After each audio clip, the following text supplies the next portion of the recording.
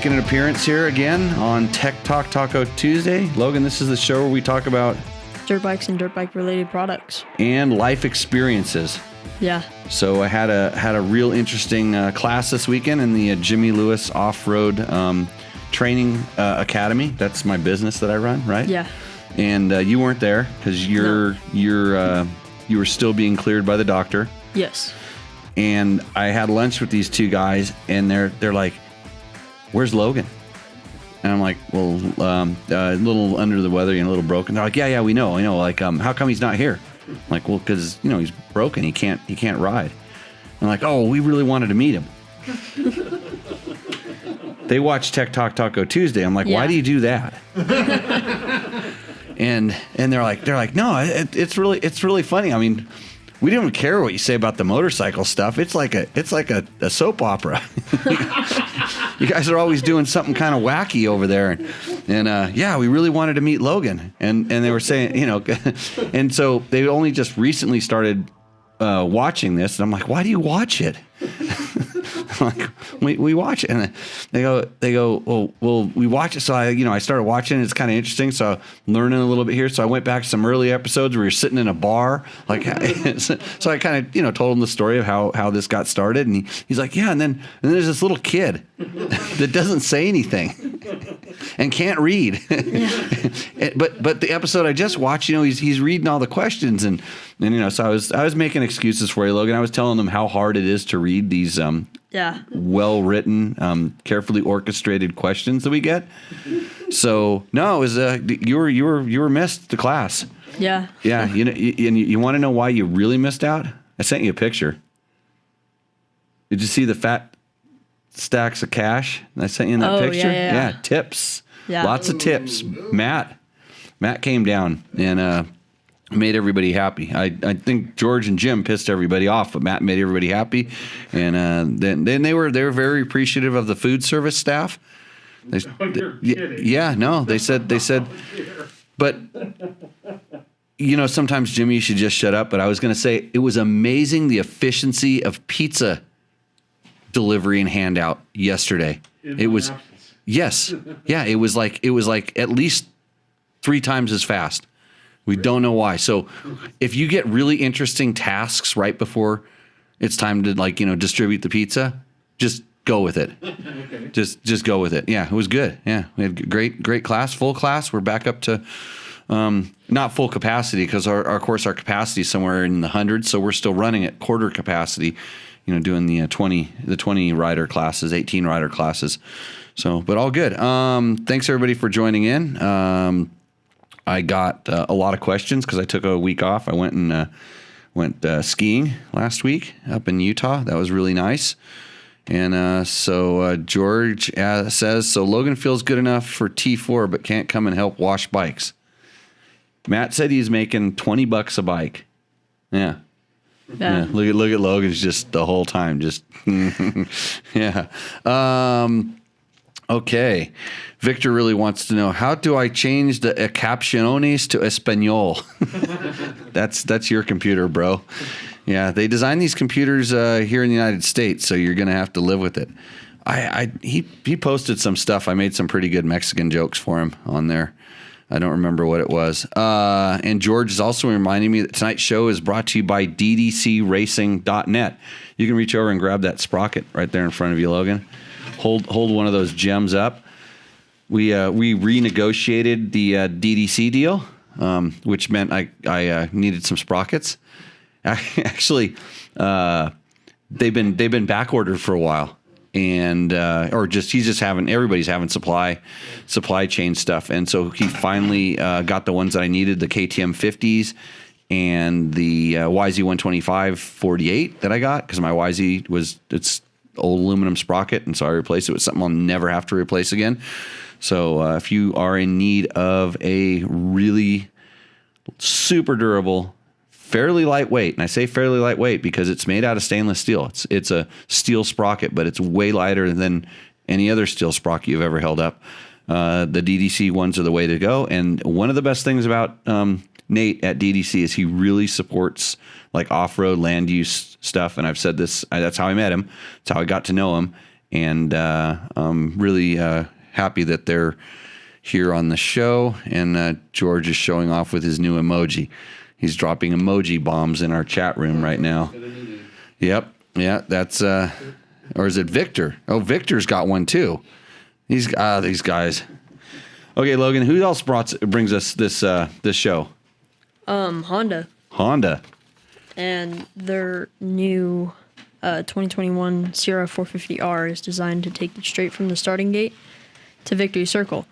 This awesome open-class motocrosser features all-new chassis, a major engine overhaul, new suspension, and new bodywork.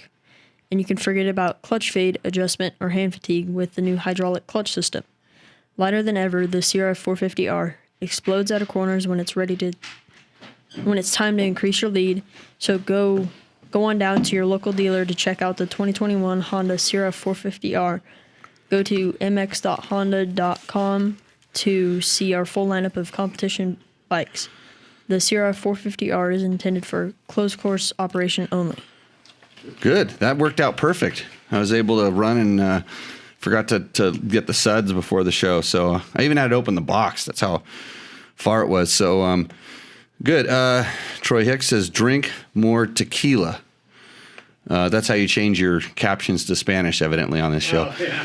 So we're really going to try to get into the motorcycle questions. Why don't we start right off the top there, Logan? Read away. That way I can catch my breath from my wind sprint through my house. Jordan Siegel. No. Picking up the new white KTM 500. You should be getting some residuals for the great review. We can say Husqvarna now. Okay. Yeah, because it's part of the KTM group, and they give us test bikes still. No, that's what he said. He called it a white KTM. Yeah. We can say Husqvarna. Remember we used to say white KTMs? Yeah. Yeah, we're back. Okay. We're good. Have you run the Q4 exhaust on this bike without the spark arrestor? I think I bought the last FMF exhaust available in the country for this bike. Also coming off a YZ450 and decades of MX experience, I understand the WP Explorer forks are quite basic. Open cartridge, separate function forks. I plan to triple sport this bike and will be springing for my weight. I heard some forks converting to KYB internals, the Explorer Pro cartridge kit, or different forks altogether. Thanks. Okay, that's a lot of question in one question. So you probably didn't get the last FMF muffler in the country. They're just seem like they're just coming out slow. But most FMF mufflers come with a spark arrestor. It's in the box or in the bag, or they come with them. So and the spark arrestor really doesn't affect flow that much, maybe a little bit. But I'm going to tell you, if you're putting an open muffler on that bike, you're going to lose power. It's going to blow right through the beginning of the power where the torque is really good, and it's going to get some hit, and then it's going to rev very quick through the power band. I'm sure on a dyno it'll actually make more power, but you're not riding a dyno. So if you can get a Q4, I would hold out for it, or you can actually get some of the inserts, and I guarantee if you go on to, Facebook, Craigslist, something like that, talk to all the other jackasses that are pulling all that stuff out, and you can probably get one for like $10. You could probably convert. There's more guys that are buying Qs because they couldn't get the muffler that you got, and they're probably pulling all the inserts out and running the big open end because somebody told them it makes more power. And anyways, that would solve that problem, a slightly more restrictive one. But if it is one of the carbon mufflers or something, you don't really want to have that heat built up into it. That's why they make the Q the way they make the Q. And it actually has a little different resonance chamber and some other stuff inside of it. So with that, remember that when you start altering the exhaust system to a significant degree, that changes the way the bike runs, and you would ideally want to alter the fueling on the front side. In other words, just like if you changed your pipe and muffler on a carbureted bike, you would want to change the fueling on your fuel-injected bike. And I don't have enough experience. I just got a 20, and I'm actually I had the cam, the bearing on the cam on my 20 KTM 500 lost its heat treat, or its face. The bearing started, not the bearing, but the cam, the bearing surface on the cam started coming apart, and it made sounded like there was some loose ball bearing someplace, and it was kind of inconsistent that the way that the noise was being made. So I haven't had a chance to start playing with the 20 to see how it works with the tuners and all the different things, because it is kind of a closed loop system. It does some reading on there, and so I want to see myself how it works with using the stock ECU, and then if it doesn't work that way, then I'll start going to some of the aftermarket ones. Everybody hear that? Did he hacksaw his muffler off? I think it's gone. I think it's louder. Yeah, maybe this is the guy that should be listening to this show right now that wants to cut his muffler off. And I was going to walk out there and offer to do it with my Sawzall, and then I was just going to cut the subframe off and cut some ignition wires on accident. That's where he's sitting, is on the subframe. Yeah, I know. He's a Willy boy. I'd say they're on the back of the seat all the time anyways. They still roam in the streets here in Pahrump. So I wouldn't. I'm not super quick to go. I would take the screen out of the very end of the muffler, that perforated thing at the end of the muffler. And stock muffler is pretty good. It makes good power. And the way you can do is just go for a ride sometime. And when you find yourself wanting more power, all you have to do is turn the throttle farther. You don't have to put a different muffler on it. And then when you find yourself at the end of the throttle, the throttle's wide open, and you're kind of, up in the RPM, then you need to start thinking about how to make more power. So hopefully that works for you on the Husky. And then coming off that YZ450, you're going to notice that the bike has less, snap, what we'll call snap or throttle response.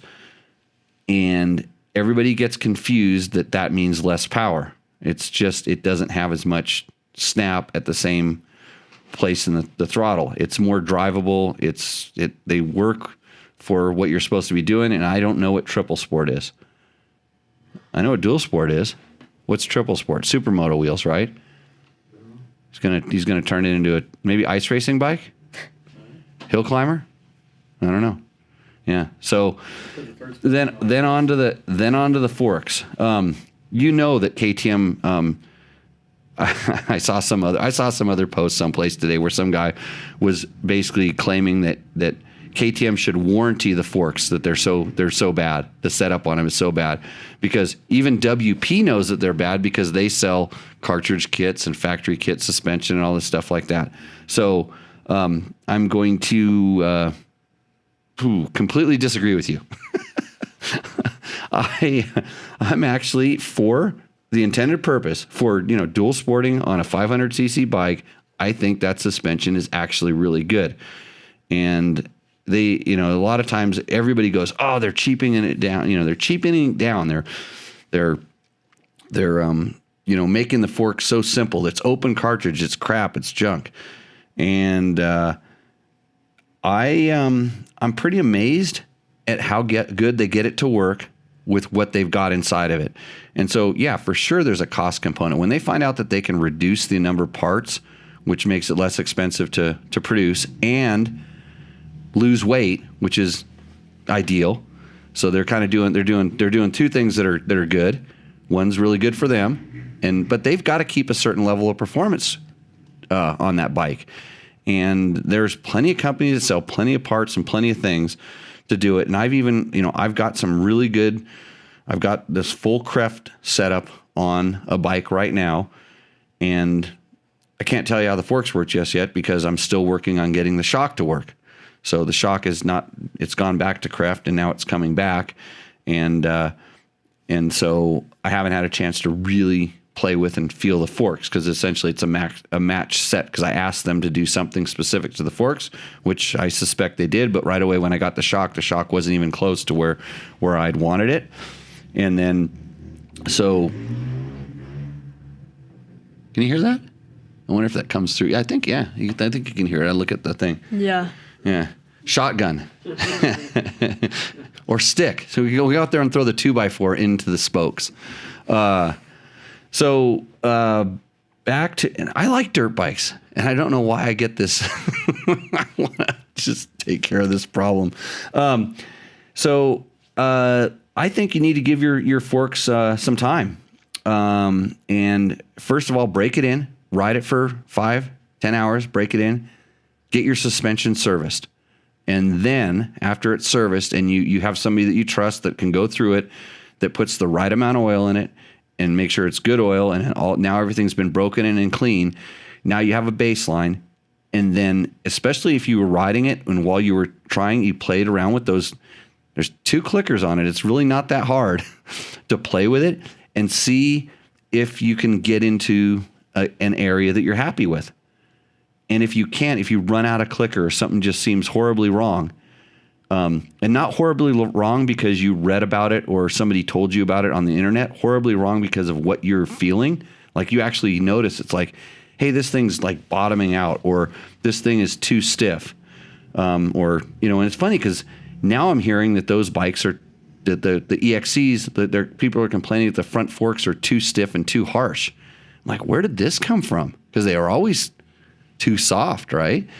So anyways, give the stock stuff a chance before you just decide to go throw stuff at it, because you may not know what you're getting when you get something that is, quote, supposedly better. You've got it, that's why there's testing, and that's why, and I get to ride a lot of different bikes, and for a dual sport bike, I think the KTMs and the Huskies, the dual sport bikes are set up really nice, and I don't have a big inkling to want to go change them for that. And I mean, if there's a certain application for it, I sometimes if I'm going to take that bike and I'm going to do like a lot of rally training, I have more of what we'll call an XC setting. So it's kind of a little bit stiffer, more like a KTM XCF would be set up.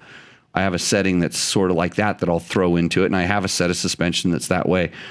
And if you think that the suspension has gotten worse going forward, I took like 2014 suspension and threw it onto 2019 bike. And I thought that the 19 stuff was a tad better. It moved freer, and it was more lively without being wallowy, where the older stuff was a little bit stiff, a little bit more stiction in it, and it was well broken in. Both the sets were broken in. So yeah, Jordan Spiegel? Yeah. Spiegel? What's his name? I don't know. Seagull. Like a seagull. So the triple sport is dual sport plus motocross. Oh, you're going to moto this bike? I was right. That was my guess. Really? Moto. Run away. Oh, boy. That's a big ask. Well, at least he has the linkage, because the linkage magically makes everything better. Yeah, if you're going to moto the bike, then it's not a motocross bike. It's just not a motocross bike. So you will probably have to do a lot of stiffening it up at that point. I mean, you can ride around, but it's never going to be your Yamaha on the motocross track. It's going to wallow. And you could basically get, actually, even the motocross guys, I think, are saying that the air forks that come on the Huskies are junk, or come on the KTMs are junk. They complain about everything. So you can probably go and buy some of that stuff really cheap, the stock takeoff stuff.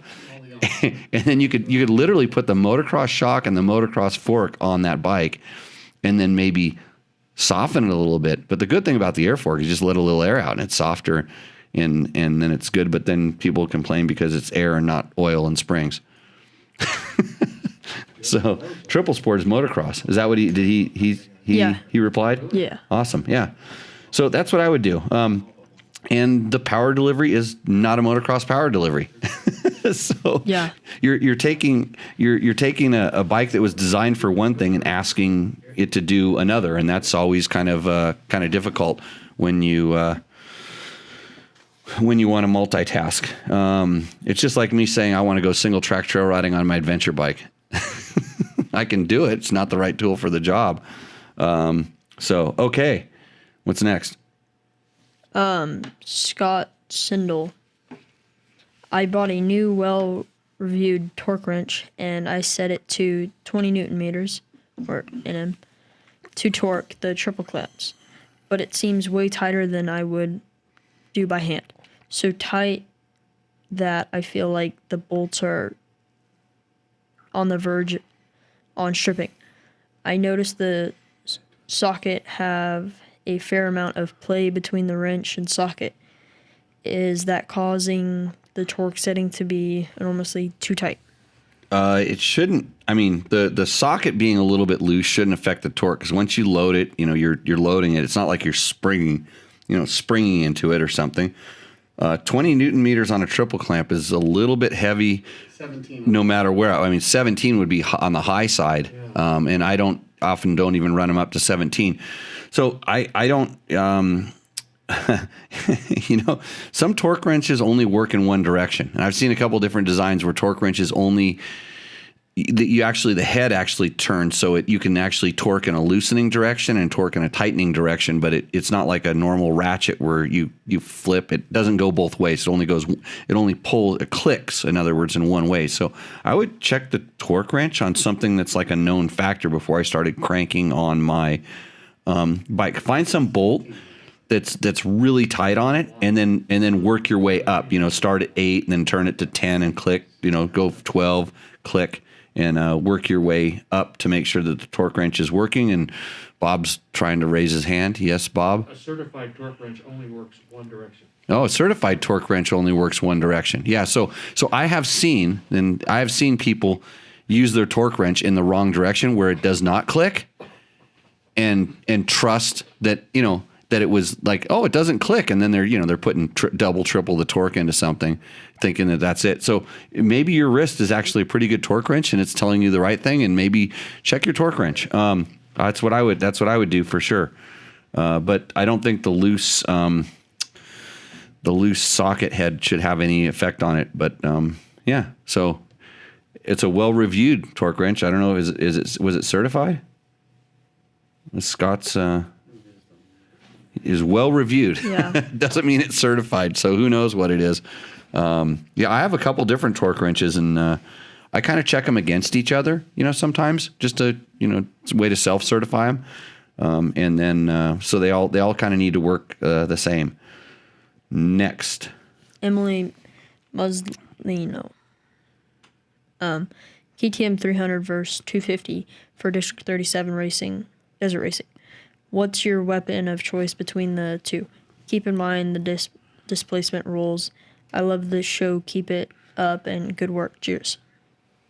She must have watched the show you were in charge of. Yeah. 250 versus 300.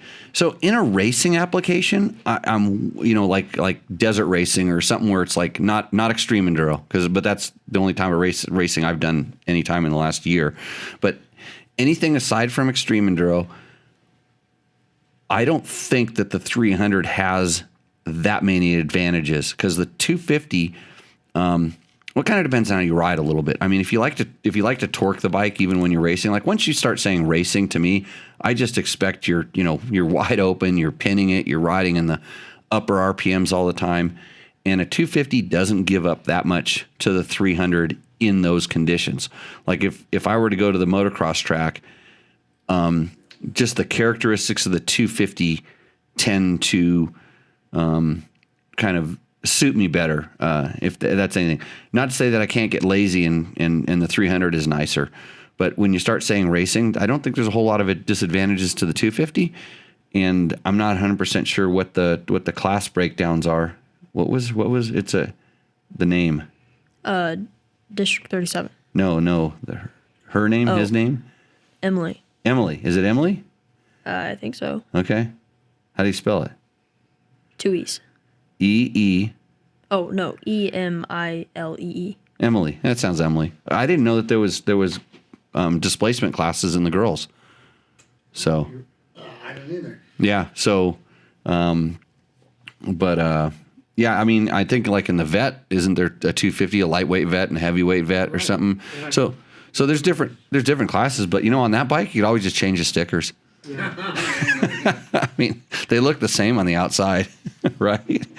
So yeah, that's my take on it. I think if I was desert racing,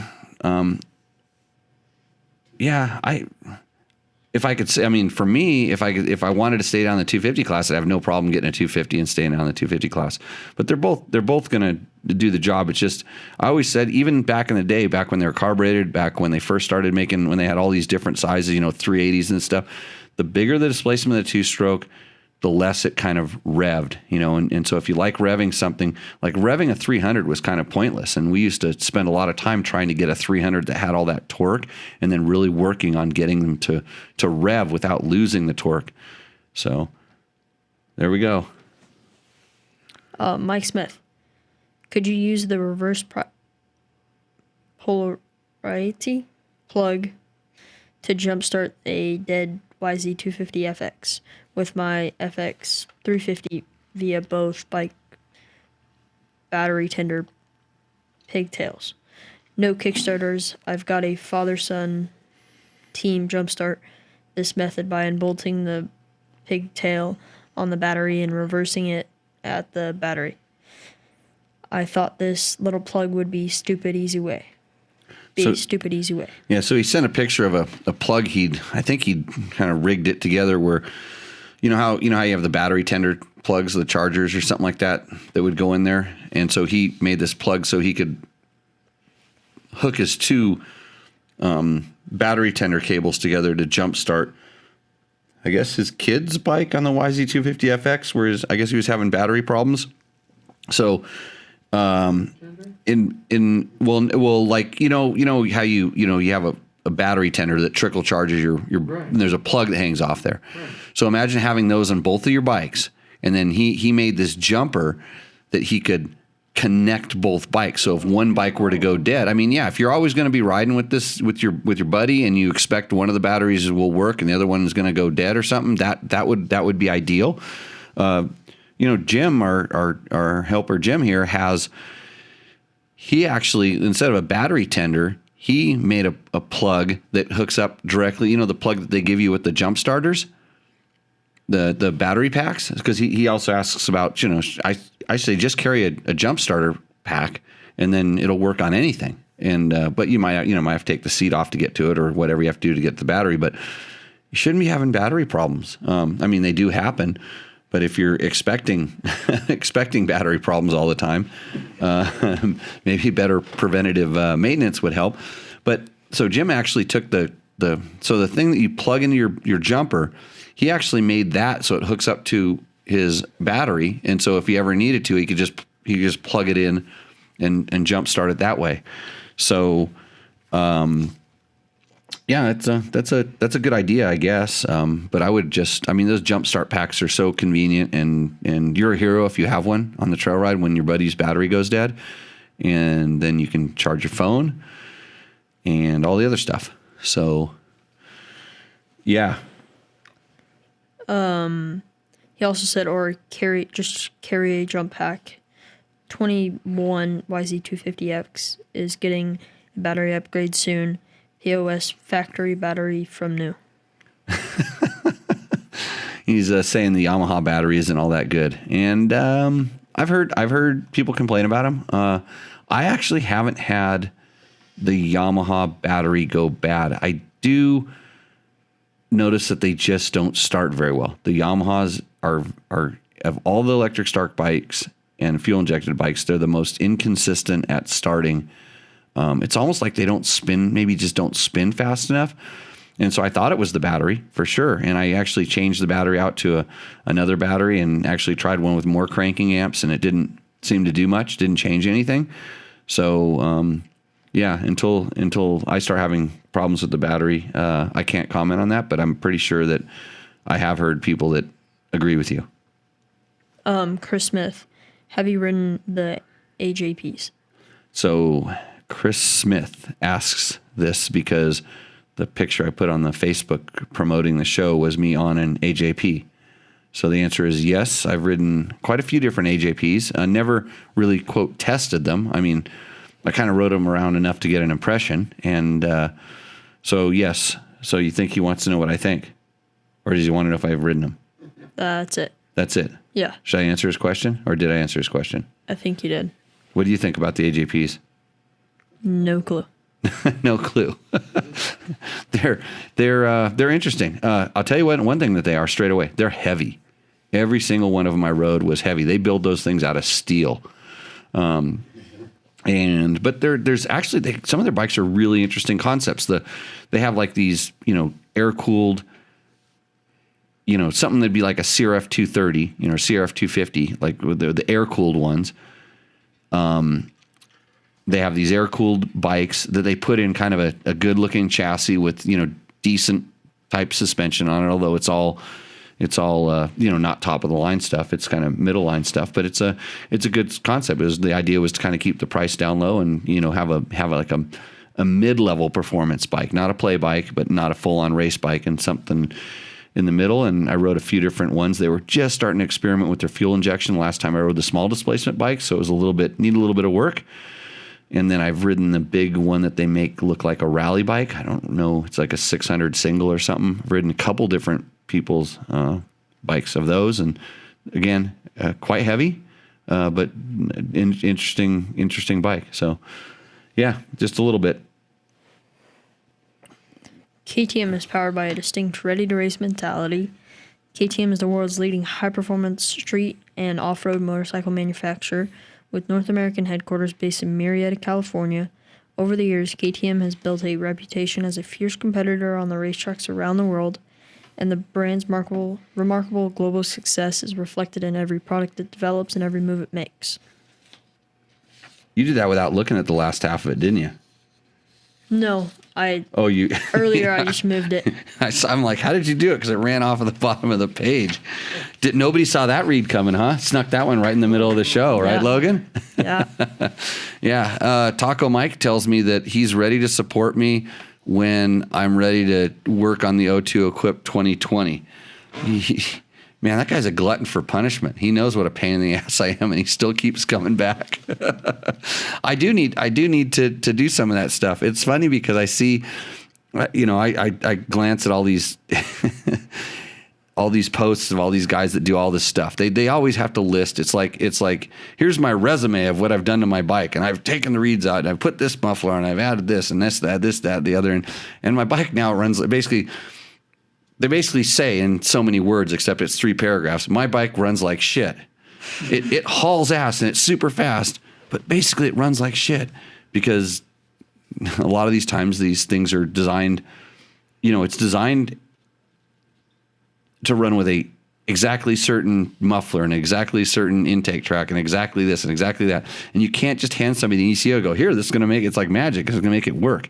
It's kind of a tuned system, and some of them have different clickers on the back, so you can set it to different maps for different things. The Vortex or the EC, the Get actually is programmable through.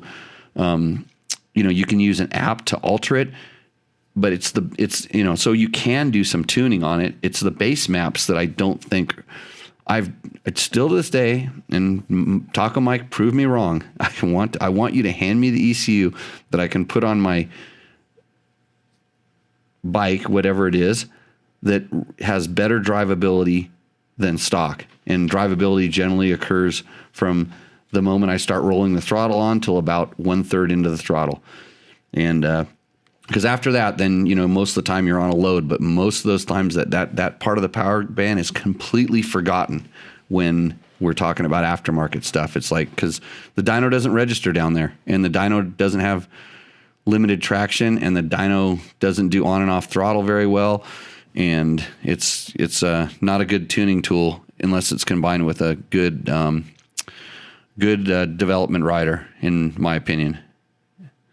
I'll pat myself in the back right now. Okay, I do want to do this. I just need time. I got so many broken bikes right now. Hey, I mistimed. I have a KTM 250 RFS that's a 350, and I've been meaning. I got the last 2 intake valves in the country for this thing, literally. and I just made a bonehead move and timed it completely wrong. I put the dot up on top. I was thinking, oh, Honda, dot on top of the cam. No, I forgot it was KTM there on the sides. And that's the press together cam chain, endless cam chains, rivet it, put it on there. And then I kind of started spinning around to check it. And I'm like, uh-oh, Did you tag it? No. Oh. Yeah, no, not that I know of. But it was, it was a quarter turn off, and it wasn't enough it wasn't just timed right to whack the thing. I'm like, oh, son of a bitch. So luckily I had one more link, broke the chain apart, put it back where it's supposed to be. And I was just jacking around. There's a lot of stuff going on. It was day before the class, lots of in and out, and Jim and George and Matt was there telling me how my online riding school is going to work. And so I got it in there and checked it. It was absolutely perfect. Go ahead, put the chain, press my last chain rivet on there. How did it get one tooth off? So it's just mechanical hell. I mean, I've been in mechanical hell lately. So yes, I do. I'm human. Make mistakes. Actually, more than I care to admit, but I try to learn from them. So I ordered. You know what I learned from this? Order 4 master links so you can correct your mistakes and kick everybody out of the freaking garage when it's time to concentrate. Don't try to be a nice guy and answer everybody's questions. And I can only do one thing at once. No juggling. I think this should be another segment of Guess That Name.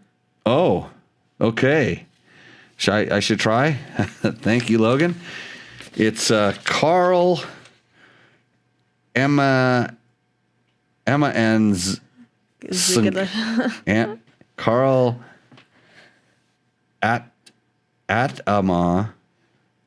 Ataman Sink CZYK Ataman Sink. You try it. Ataman Zinc. Yeah. Okay. What's the question? I easily sold my 2015 300 race edition. It had a lot of hours on it and still ran great. A 2021 race edition is on order now. So he's talking about the beta test. Thanks for not. I think his name was what I was trying to say the whole time I was making that video, because everybody says that video makes them sick. The wrist cam. That's the best camera angle I ever made. The wrist cam. So yeah, I why would you sell your bike before you had your new one in hand?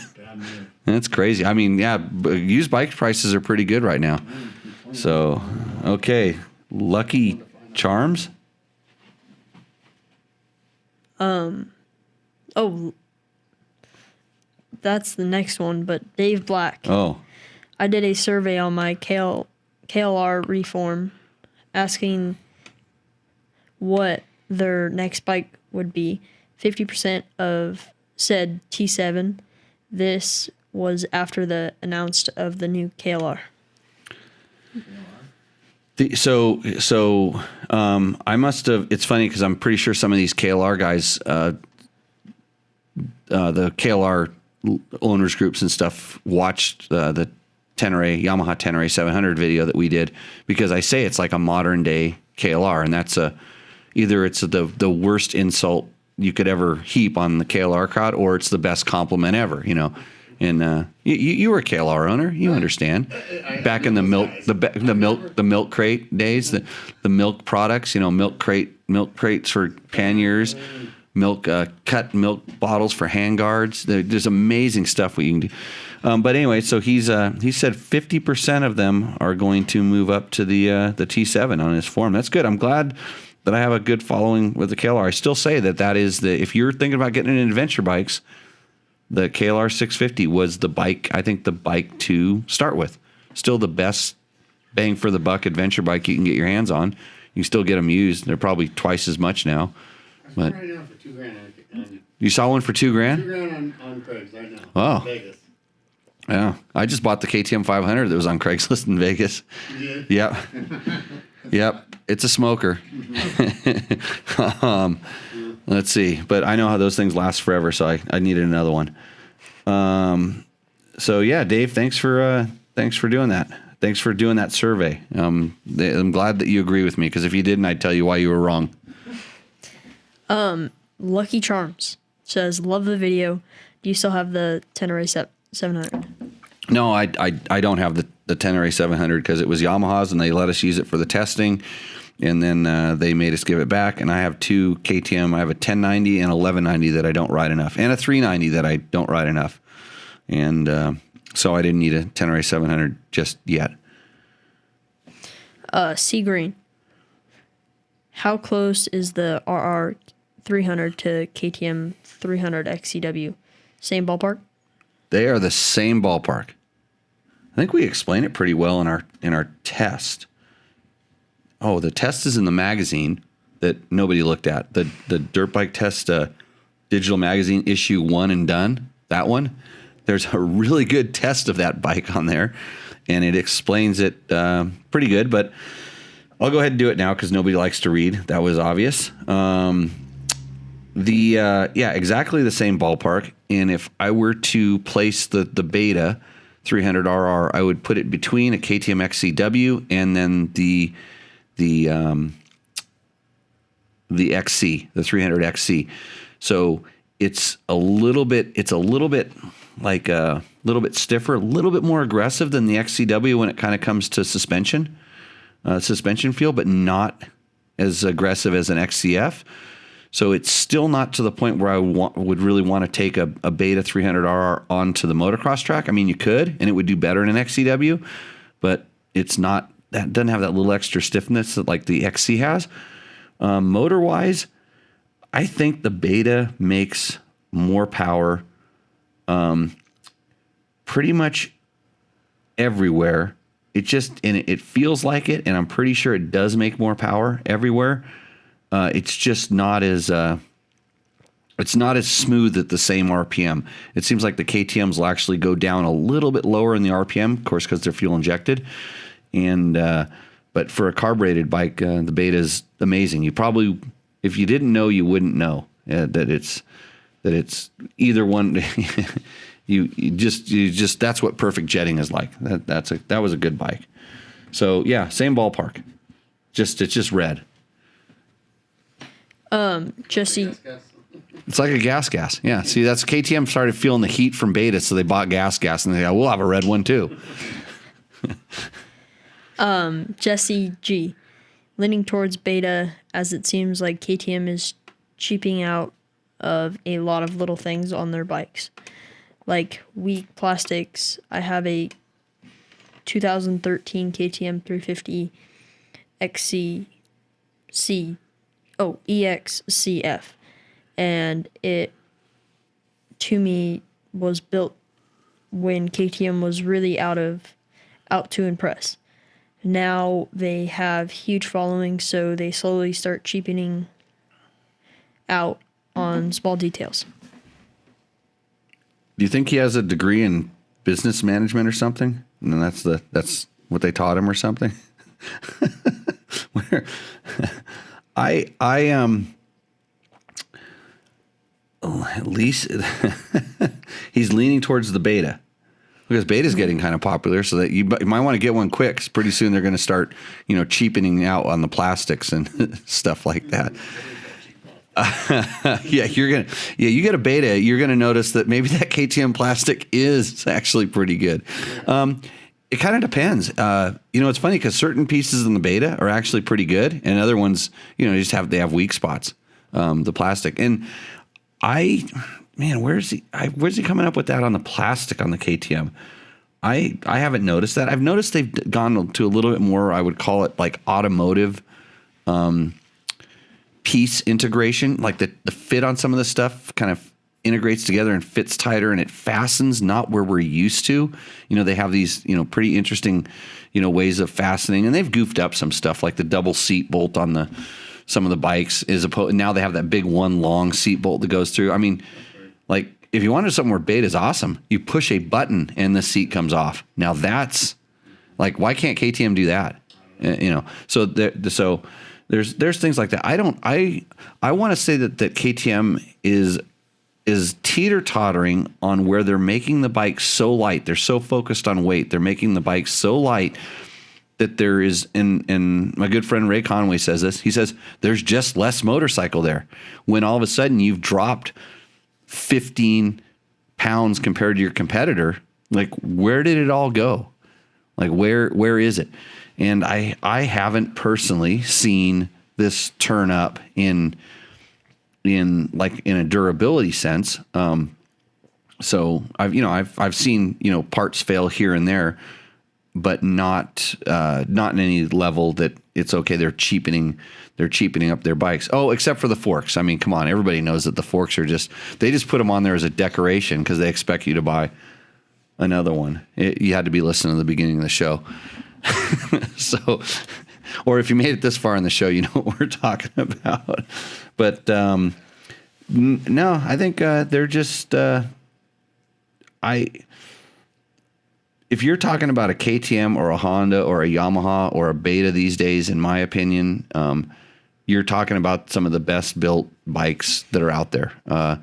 And I don't think you're gonna get any better one or the other. Each one of them will have their own little things that are, their unique problems. But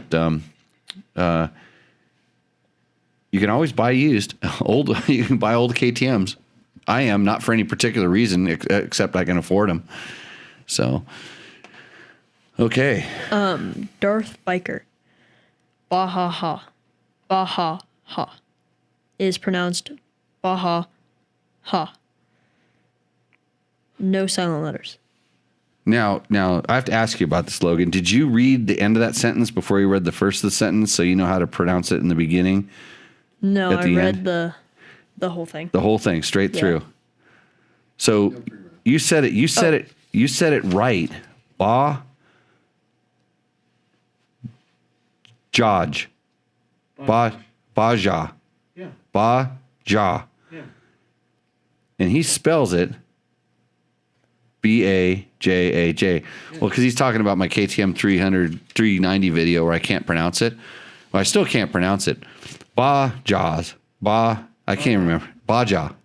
Like Baja, but with with the spiritual leader of the Rastafarian community, Baja. Is that how we do it? Sure. Got it. You just said it right. Baja. Yeah. Yeah. Okay, now I know. I have to place it someplace in my disorganized head. It's like it's like, yeah. Got it. Baja. Now I know. Bajaj. Bajaj? Yeah, there you go. Bajaj. Baja. I don't care what it is. I'll slaughter it on Darth Biker. May the force of my my mispronunciations be with you.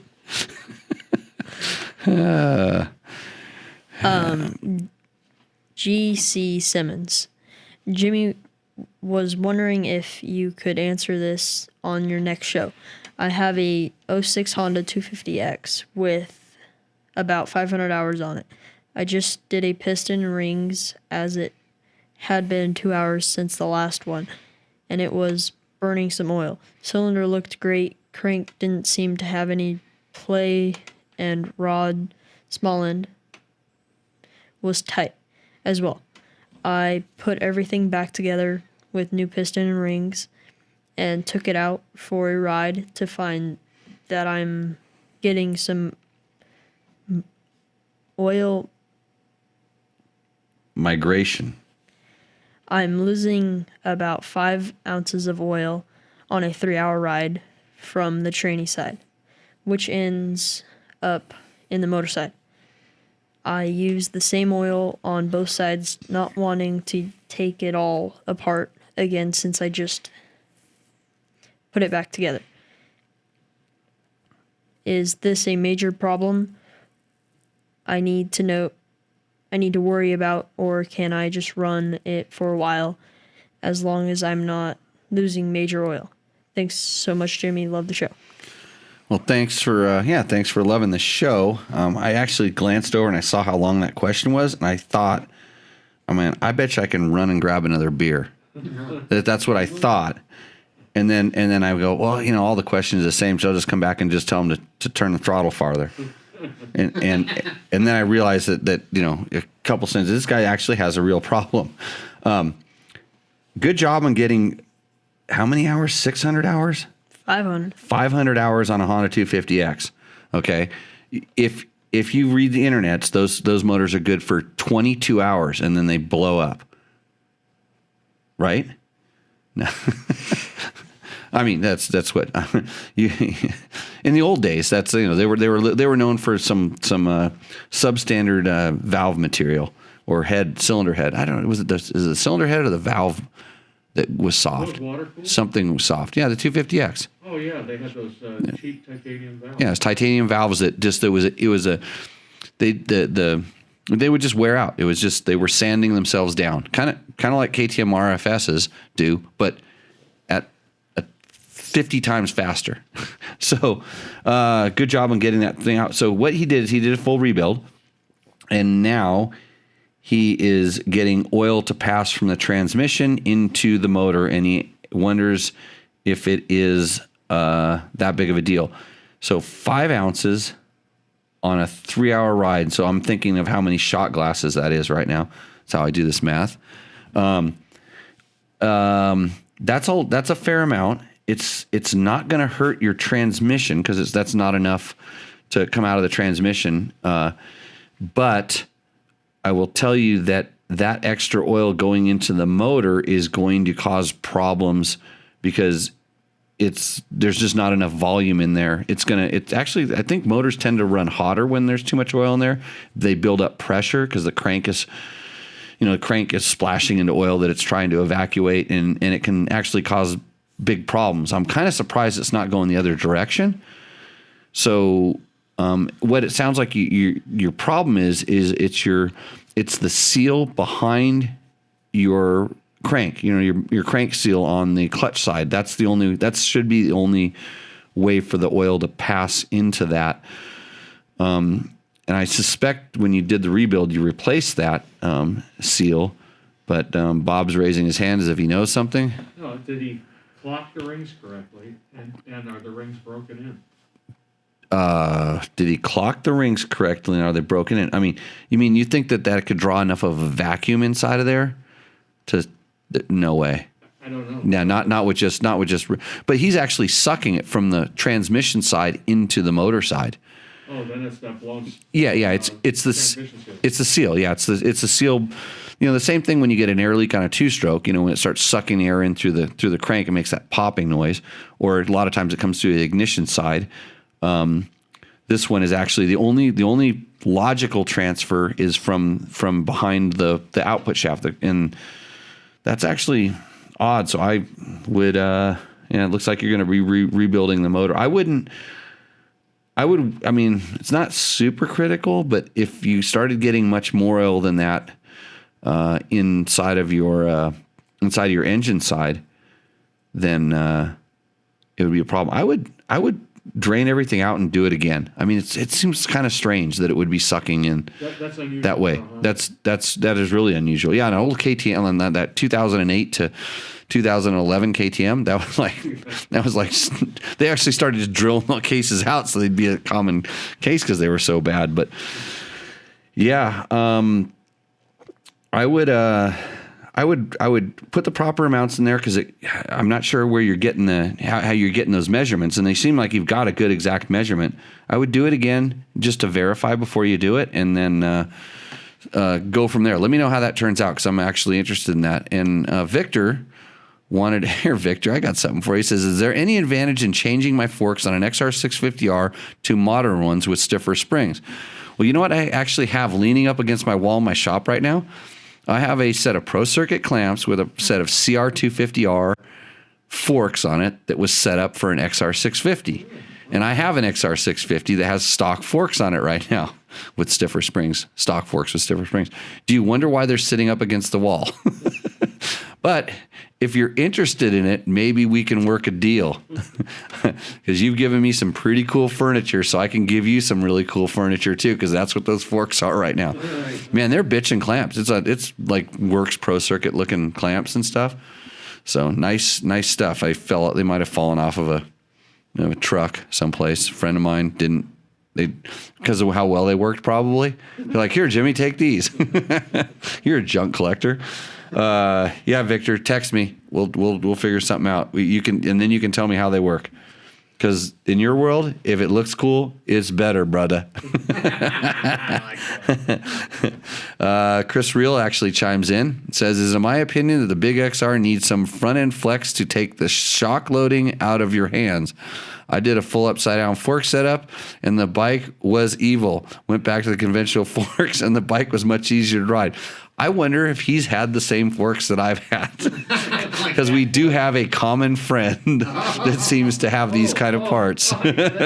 Yeah, I'm keeping the guilty people at bay. Next question, Logan.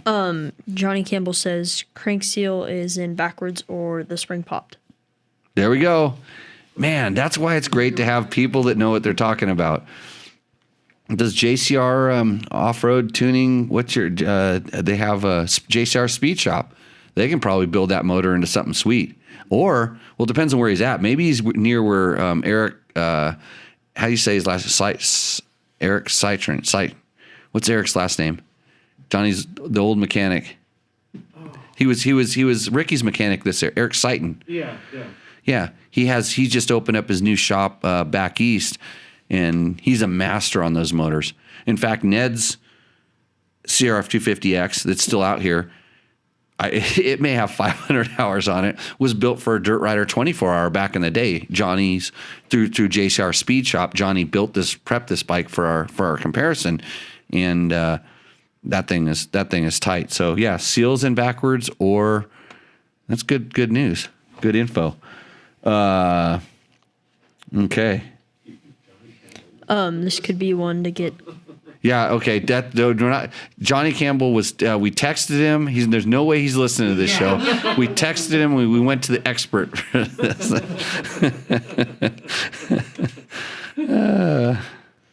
Okay, go ahead. Brian, hello. Just found your channel and subscribed.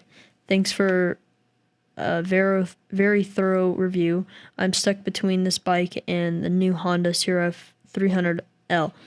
For a first-time rider, is there a preferable choice for light trail riding / surface streets here in Phoenix? I was reading another question. I have to do a quick. I'm sorry that you subscribed. I should send an apology to everybody that subscribes to my channel, because I don't really want to do what everybody else is doing on the YouTubes. Thank them.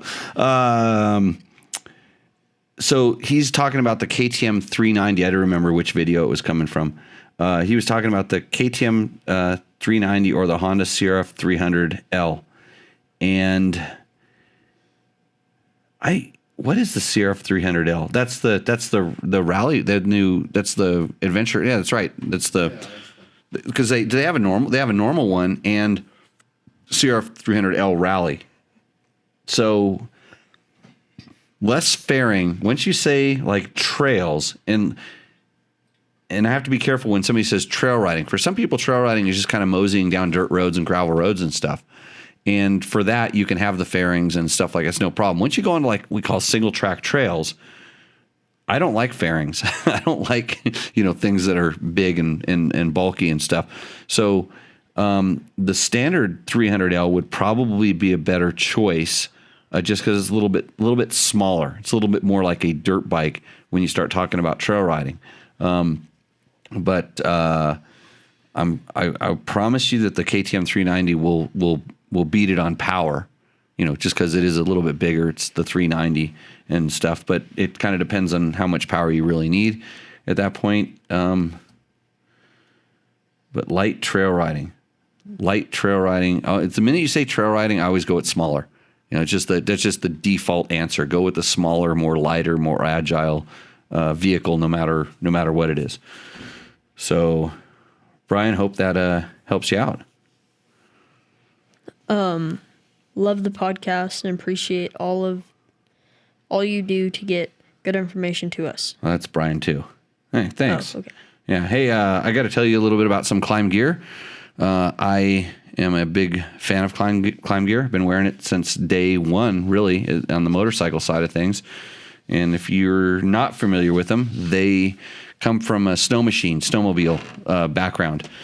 And you're not really supposed to call them snowmobiles, right? It's like, That's what I still do though. yeah. So that's where those guys came from.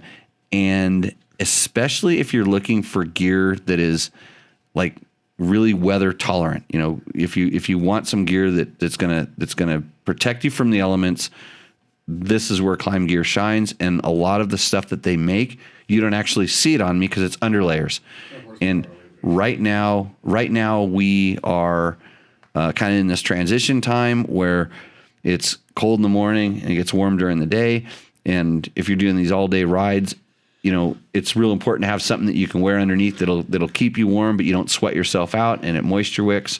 And so they have these aggressor underlayers and stuff, and hopefully they're in stock because everything these days seems to be out of stock everywhere. But if you're looking to keep yourself warm and go for a good, comfortable ride, I highly suggest you check out climb.com and see what they have. Plus the new Dakar gear looks sweet and works as good as it ever has. So there you go. Next question. In your class, you talk about and have drills to help us hopefully be better on our brakes. Does the brand or rotor/pads matter much, or as I suspect, is the limiting factor mainly traction from the tires and rider skill? Is this still true with lots of repetitive braking? Is fade ever an issue like on street vehicles? Are some brands better in their ability to clear mud and play powder from them? Clear mud. I'm trying to, or apply a powder, dust. Let me answer that question before we go to the next question. So, brakes are super important.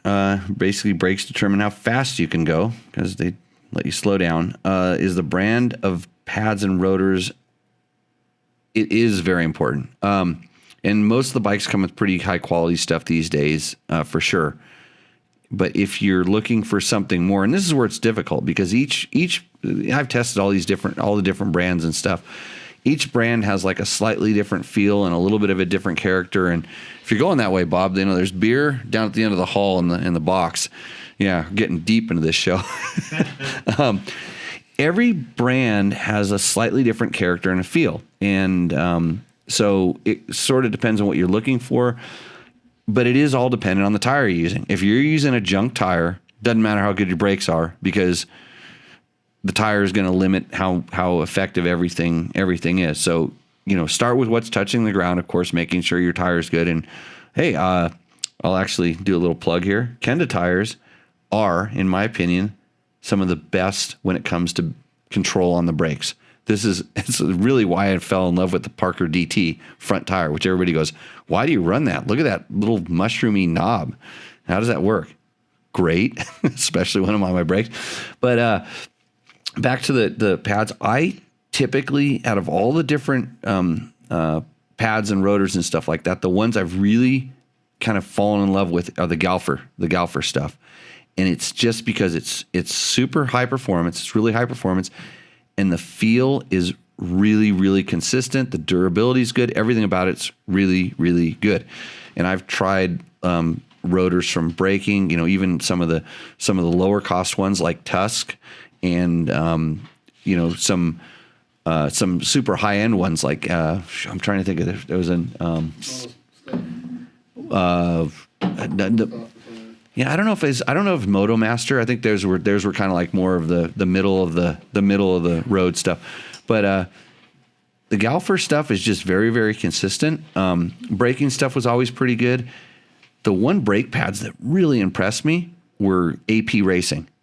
They made some brake pads that were noticeably grippier, but also wore pretty heavily.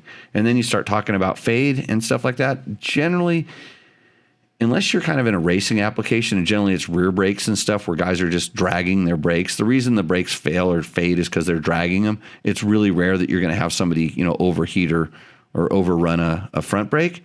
But there's all different kinds of stuff, and it's kind of a matter of testing it. But like I said, in my experience, I've been happy with the Galfer stuff. I think that comes standard on the KTM's most of the time these days. So all pretty good. Oh, that wasn't Johnny that answered. That was his wife answered that question. Yeah. Yeah, Faye answered that question. Yeah. So you really, if you want to ever watch this show live, which we do on Tuesday nights at 7 p.m. on Facebook, you will get a real interesting cast of characters. Some of these guys have been on the show. This what's that guy's name that won Dakar that one time? What's that guy's name? Was it Bray? He's on this. He was on. Brayback, that guy? Yeah. He chimes in every once in a while, he hurls some insults at me. Well, it's because all day long I'm just always telling him that I'm going to smoke him next time he comes out here, and that's why he won't come back out and ride with me. He won't go trail riding with me. So he'll train all day. Okay. And Faye says, of course, Johnny and I are listening. That's good. JCR Honda. They're the jcrhonda.com. Go there if you need to know about some Honda stuff. That's the expert location for that. Hey, yeah. Do you ever want to go riding with Johnny Campbell? I can offer you a ride with Johnny Campbell. He does tours. And it's a fun ride. Yeah. Oh, because you've been on it before. Yeah. Yeah, but you rode a KTM. What's wrong with you? Actually, you can come out here, rent a Honda Sierra 450X, and go on a ride with Johnny Campbell. Just check out www.jimmylewisoffroad.com, and I can get you all of that information. Next question. What's our next one on there, Logan? Oh, we had a second question. We talked about the movement of the piston as being a component of balance when you hit a rock and get kicked sideways, and also in how heavy stable / light squirrely a motorcycle feels. Do electric motorcycles have the same behavior given no piston / crank, but there is a rotating component in the electric motor? Yes. Okay, so it's not necessarily the piston going up and down. It's all of the things spinning. The spinning mass. The piston has some inertial, but I think it's more of the things that have weight to them that are spinning that adds stability. Anytime you spin something up, it wants to continue spinning, and it doesn't want to twist or turn. So that's where you're feeling this. In electric motor, in my experience, most electric motors are getting smaller and smaller and more compact, and they're getting lighter. And so, yes, it has some inertial effect, but not nearly that of a gas-powered motor, conventional motor, as I've felt. And then the other thing, it's interesting. Somebody asked me if, like when I'm riding in the sand, if the rear wheel spinning up adds some stability to the bike. And I started thinking about it, and so I went and, like, on purpose spun the bike more.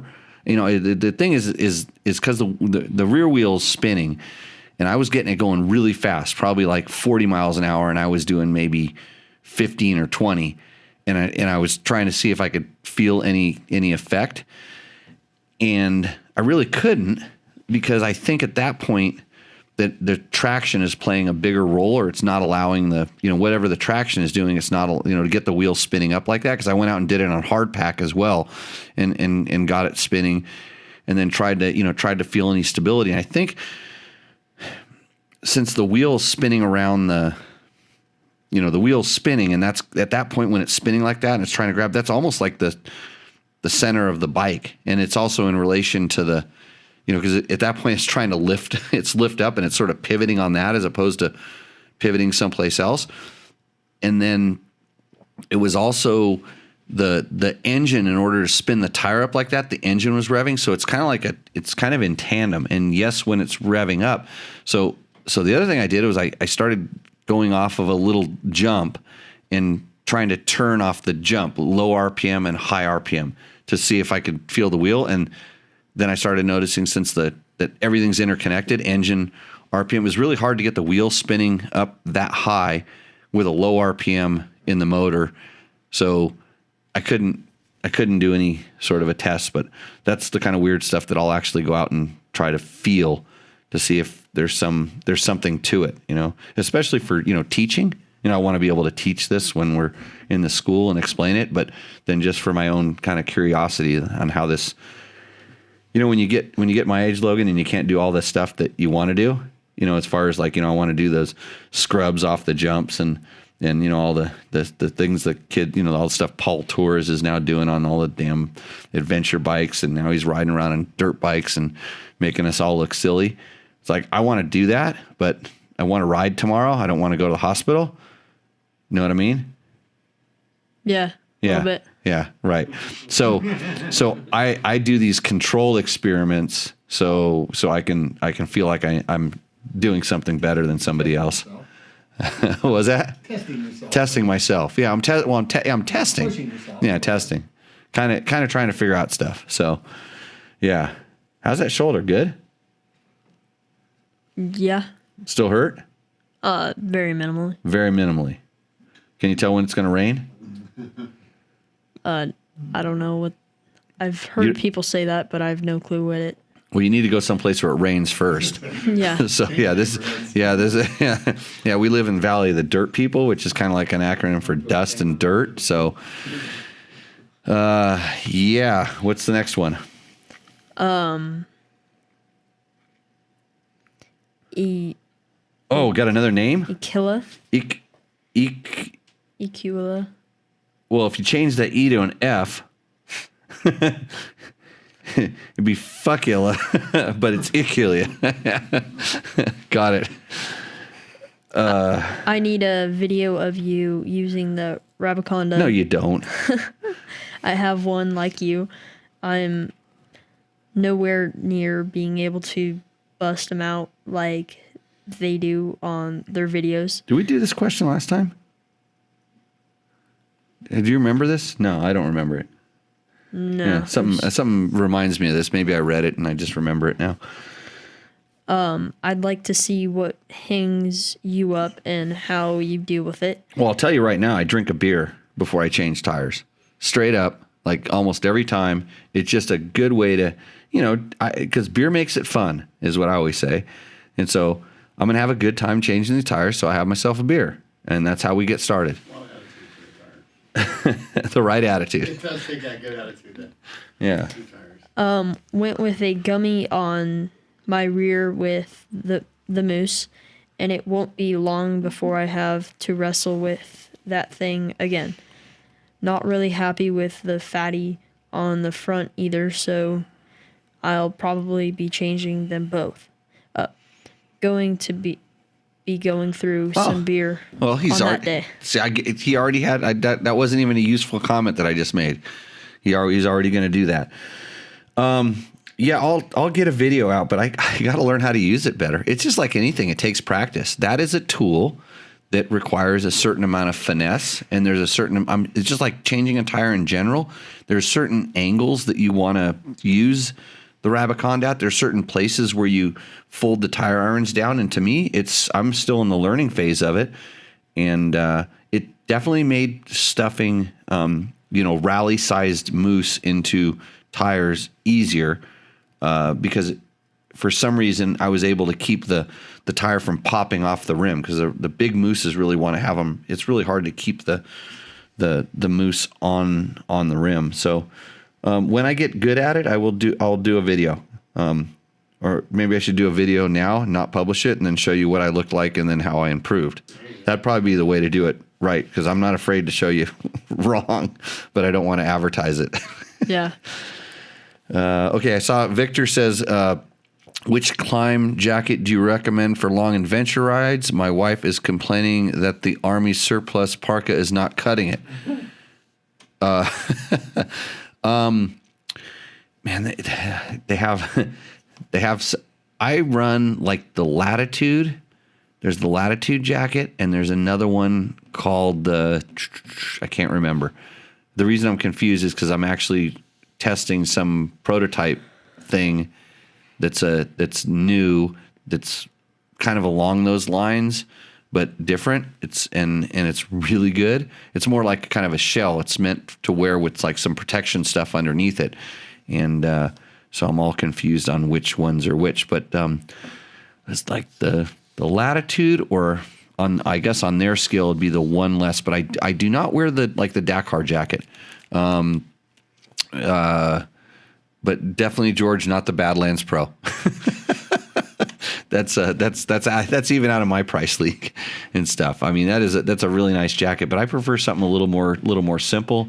And I wish I remembered the name of the other ones that I run. So good. Yeah, your wife will love it when you give her whatever hand me down that you're gonna replace yours with. Yeah. Okay. Chad Johnson. Hi, Jimmy. Keep up with the great info. Heal up fast, Logan.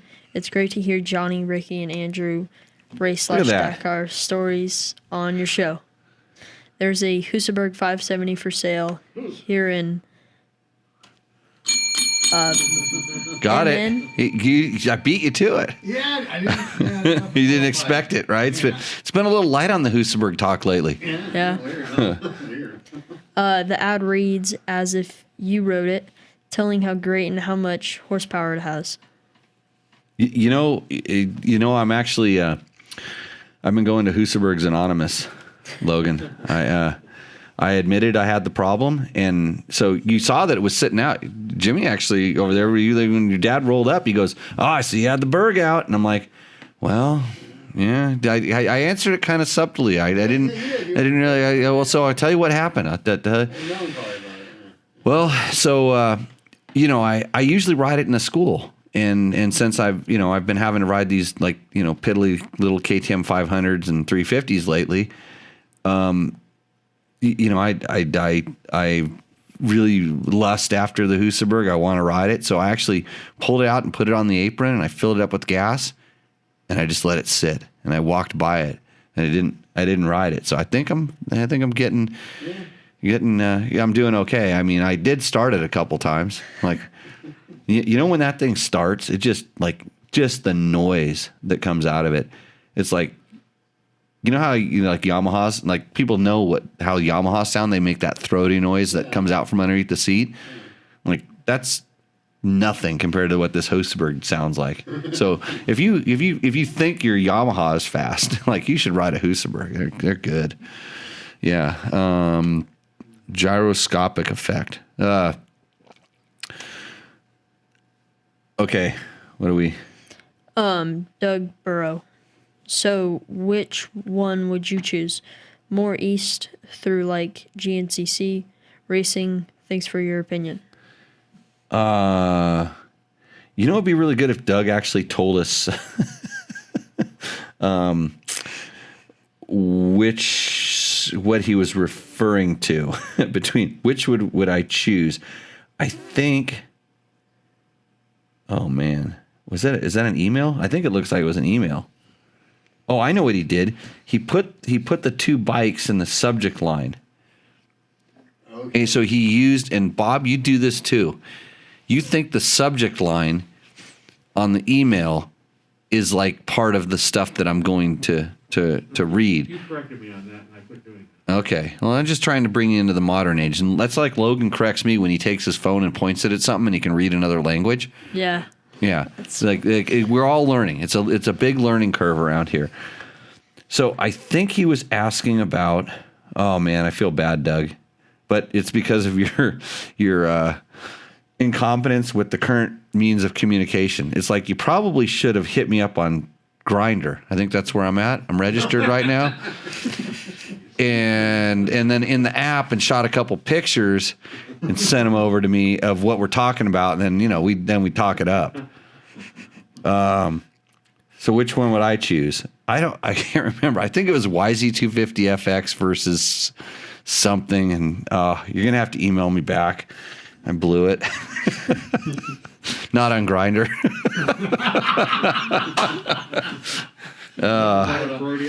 Yeah. No, it's I think you're supposed to Twitter book face me. Yeah, that's or what do you chitter chatter? What do you guys do? Ding dong. TikTok. You're TikToking it up. That's if you guys keep doing that. I heard that the Chinese are gonna have all your information and then they're gonna take over. And if that happens, you'll never get Husseburgs because they've tried to copy Husseburgs before. It didn't go well. You end up with the Jingjangaberg. Craig R. Would you happen to remember your settings on the 2019 Sierra 450X that was in your fleet? Right off the top of my head. Settings for what? Like suspension clicks? Sag? The JD tuner? I don't know. The cam timing? I'm not sure. I don't remember. I wouldn't remember and I don't remember. And I'm pretty sure here, in all honesty, here's the reason. One of the reasons that I actually do things like at Dirt Bike Test where I actually like write the story is because I'm never going to remember it. Because when I'm done with it, I'm done with it and I'm on to the next thing. And so I actually write it down and I write it in a place that's archived and it's up on the internet and it's for free and you can look at it.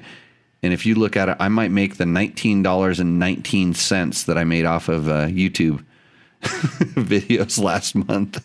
That's our monetization, $19.19. That's a lot, Logan, right? Yeah. I'm going to wash bikes instead of doing this show. I could make way more money washing bikes. You should see me. I take my shirt and I pull it up here. You ever done this? Take the shirt? Yeah. I'm not going to do it because it scare everybody away. Then we'll be done. We'll get banned on YouTube and then I'll make zero. But no, it's hard. It's hard for me to remember all these settings. So off the top of my head, no. But generally, I would like to refer someone to the test. And this is where George is really good, who's now sitting in his plush, well-lit office in Sacramento because he's scared of Nevada because he has to buy me dinner every night when he comes here. And I wonder if George left his 300 here again. So I didn't go check the garage that well. But I actually write it down there and then George puts the link up and you can find it if you're on the chat room on the Facebook thing. So you can go back and watch these videos sometimes on Facebook. And I think the chat, the sidebar is still there. And if you need to pick up some of this extra information, but search dirtbiketest.com. There's a lot of stuff up there. And generally when we do test a product or do some sort of a long-term bike in a video format, you think about it, it's really hard to give out a setting. I mean, because you think about it, it's like you just want to go to the setting and you'd have to you can't just scroll through the video and hope you magically land the scroll bar on the spot when I talk about that. But in an article, you can scroll down and find things. And this is why you kids need to quit watching all these videos and still remember how to read, because it may come in. Or are you going to be able to ask Google to take me to the spot in the video where Jimmy tells me the setting of this CR 450X fuel injector? Yeah. You'll be able to do that? Your YouTube's got a thing. A thing. Well, you need to figure out how that thing works, and then you need to figure out how to make it $dollar bills into my bank account. That'd be the most important thing. So, yeah, sorry about that. What was his name? Bob Johnson? Fred Smith. Craig R. Yeah, sorry about that, Craig. I really don't remember, but I know it's published someplace, and hopefully that gave you enough information to find it, as well as a small slap on the wrist. I think I've figured out why Victor gets kicked off of Facebook so often. Oh no! It's something we can't read out loud. Yeah. Okay, I'll go look at it. Something only the live people found. Oh, great. Early White. How did I find the factory TPS setting on a 2017 and a half KTM SXF 450? Mine has been tampered with. Thanks. Well, generally, you look in the owner's manual. And most KTM owner's manuals now are currently available online, and it gives you the exact setting. But what you will find is you're going to have a hard time coming up with a tool. You're probably going to have to buy a tool to adjust and set that. But I will tell you that if yours has been tampered with, then you have nothing to lose. You can actually, if you get your idle close, because usually the TPS, it's going to affect the idle quite a bit. So if your bike's kind of idling rough and stuff like that, sometimes you can, if everything else is okay, because a lot of times it's fuel filters and all kinds of little problems there, you can actually loosen that sucker up and just move it ever so slightly around a little bit. And if the bike, it's kind of like playing with to me, it's like playing with a fuel screw on a 2-stroke. You can kind of adjust it and get to the point where it actually is good. And then if you find that spot where it's just at idle, it's good, then you can snug it down, and then you can check the throttle response. And does it seem like it's okay then? And, if it's not, then move it a little bit one way or a little bit the other way. You can actually ballpark it into a place where it's rideable.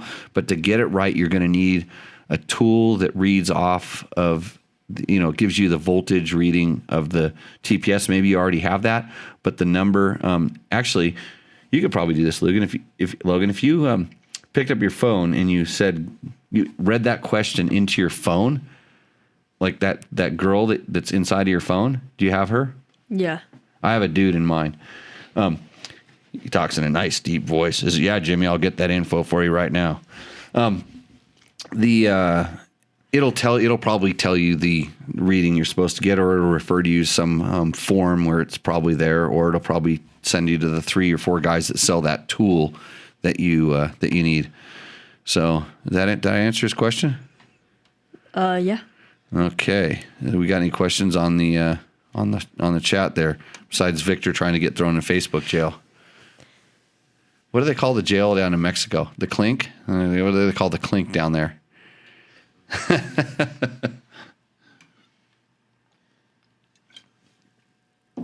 Got a question yet?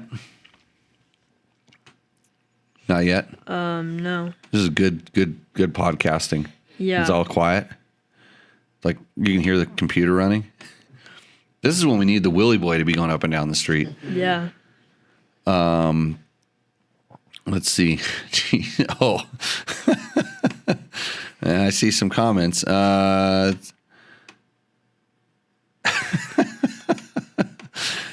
about making a sandwich, that comment? Yeah. Oh, that comment's no big deal. Yeah, your wife's just supposed to make you sandwiches. That's what you get wives for. You need to start telling your girlfriend that now. Hey, that's the other thing the guy said. He said he was pretty impressed with all the girlfriend tips he didn't know about. Yeah, the sitting backwards on the bike and all that stuff. Logan's dating tips. Okay, Tony Hicks. The easiest way to change a tire: grab the wrong end of the tire iron in the presence of Jimmy, and he will grab the tire irons and push you aside. Yeah, that's a well-known trick. So, okay, El Bote. Yeah, see, I can speak a Spanish. Victor helped me with that one before he get thrown in the El Bote. Okay, everybody, I think we're kind of wrapping the sucker up. Do you have any questions, Logan? No, we don't have any reads at the end or anything? Why would you stick a rally size moose in a tire, in a normal size tire? Because I want higher pressure. Okay. Because I'm going to do like rally riding.